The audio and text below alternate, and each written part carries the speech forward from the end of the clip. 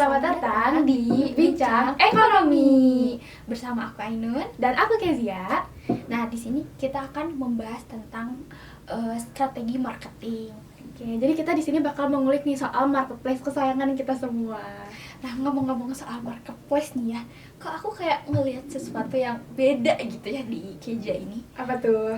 Aku tebak deh, kerudung nggak sih? Kayaknya beda gitu.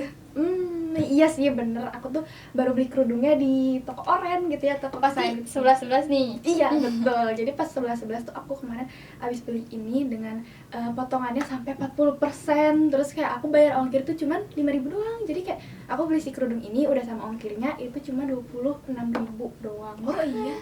Tapi waktu tahun kemarin nih ya, aku waktu 12-12 nih, aku beli kerudung sama nih kayak kamu, kayak dari mulai brandnya, terus dari mulai bahannya juga sama. Tapi itu aku diskonnya sampai 90%, terus ongkirnya tuh 0, bukan 5.000 lagi tapi udah 0 gitu. 0. Wah, banyak dong diskonnya kalau misalnya gitu. Iya, tapi ngomong-ngomong tentang promo kayak gitu, aku jadi penasaran deh.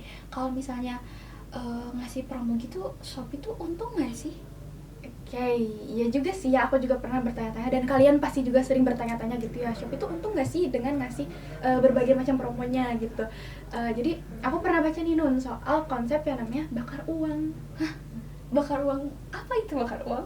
Oke, jadi bakar uang itu adalah salah satu strategi yang biasanya dilakukan oleh startup buat kayak mereka ingin nge-guide konsumen gitu. Jadi ya salah satu strateginya yaitu dengan banyak promo. Jadi si perusahaan itu kayak menghabiskan dananya, bukan menghabiskan sih, lebih tepatnya menggunakan dana mereka dengan untuk konsumennya itu sendiri. Ya kayak tadi banyak promo yang biasa kita nikmatin saat ini.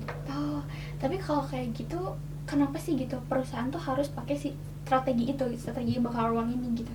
Oke, jadi sebenarnya kalau misalnya ditanya kenapa gitu ya, kita bisa melihat aja lebih dekat lagi gitu ya, kayak orang-orang, pasarnya, dan bahkan kita semua, kita sendiri gitu ya, yang cinta akan promo gitu ya. Jadi kayak konsumen tuh bakal lebih gampang kepancing kalau misalnya ada promo, walaupun kayak promonya cuma berapa persen gitu ya, cuma potongan berapa ribu, tapi kayak tetap aja kepancing ya nggak sih. Kayak aku tanya ke kamu deh, kamu suka kecanduan nggak sih belanja di Shopee? Iya tau, kalau misalnya gini deh, misalnya aku buka Shopee nih, niatnya tuh kayak mau beli barang A ini, terus tiba-tiba lihat si barang B ini kok promonya gede gitu, diskonnya gede, yang asalnya tuh aku nggak butuh si barang ini, terus aku nggak mau, terus tiba-tiba karena lihat si promonya segede itu, kayak kapan lagi nih gitu ada promo segede ini, takutnya besok-besok nggak ada, ya udahlah jadinya check out. Iya tuh, dia kayak pandai gitu ya memainkan emosi dari konsumen yang kita tuh suka takut kehabisan, suka fear of missing out, FOMO gitu ya. Jadi kayak apa-apa dikit-dikit check out gitu, padahal promonya kalau dipikir-pikir nggak seberapa juga gitu. Iya sih, tapi kalau kayak gitu Shopee nih untungnya dari mana sih?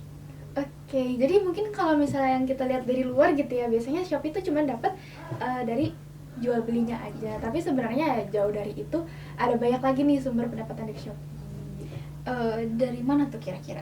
Oke, yang pertama ada dari biaya iklan. Jadi tahu kan kalau misalnya di halaman pertama atau misalnya kita search produk suka ada kayak label iklan gitu.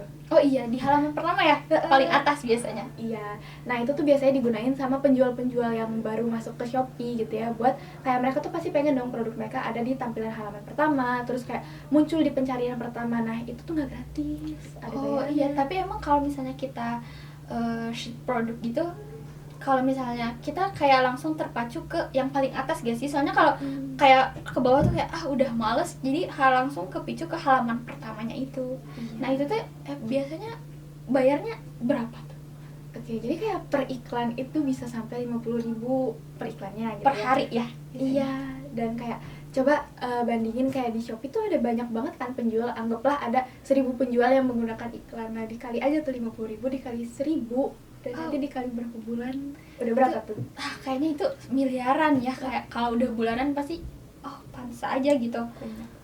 Nah itu baru dari satu sumber pendapatan. Ada lagi nih, yaitu biaya admin Shopee Mall. Jadi tahu kan ketika kita pengen beli barang-barang yang lebih sensitif, kayak misalnya skincare, apa sih kamu kalau misalnya nyari skincare maunya yang ori dong? Iya, yang kayak kualitas bintangnya bagus gitu. Nah kamu nyarinya di mana? Shopee Mall pasti. Nah kan itu tuh nggak gratis. Jadi buat penjual yang ingin masuk ke Shopee Mall yang kayak official store gitu, juga ada biayanya. Jadi ada semacam kayak potongan gitu, bisa 1%, 3%, atau 5% yang diberikan kepada Shopee dari penjualan yang mereka dapatkan. Jadi misalnya kayak dari satu penjual nih, per bulannya bisa dapat sampai 1 miliar lah ya anggapnya.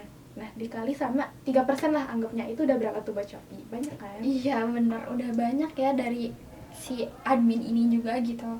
Selain dari itu ada apa lagi nih? Nih, ini yang paling dekat sama kita nih, yaitu ada Shopee Pay. Kamu pasti punya selalu Shopee Pay kan? Oh iya bener.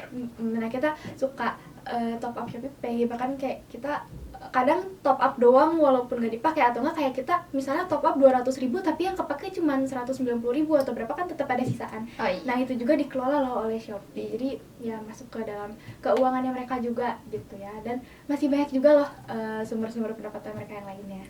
Oh berarti bisa disimpulkan ya, walaupun emang si Shopee ini kayak bakar uang lah istilahnya atau banyak promo, mereka tuh tetap punya penghasilan dari beberapa sumber juga ya, kayak tadi kayak misalnya biaya iklan, terus admin Shopee Mall, sama Shopee Pay tadi gitu.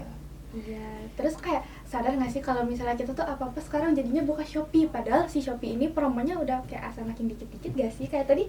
Iya bener, jadi kayak udah kecanduan gitu kalau misalnya kita butuh barang atau butuh makanan atau apapun itu, langsung ceknya itu ke Shopee. Iya.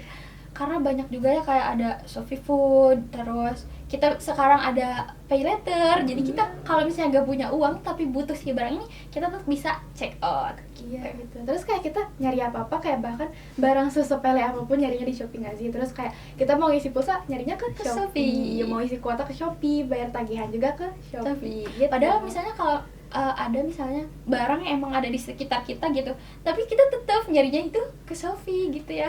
Jadi kayak kita udah seolah-olah terikat gitu ya dengan Iya. Shopee, kayak apa-apa ya bergantungnya sama Shopee gitu. Iya. Mungkin jadi bisa disimpulkan ya teman-teman, jadi Shopee itu walaupun banyak promo tapi banyak juga sumber penghasilannya. Mungkin sekian yang dapat kita sampaikan, semoga bermanfaat. Thank you for watching. Bye-bye.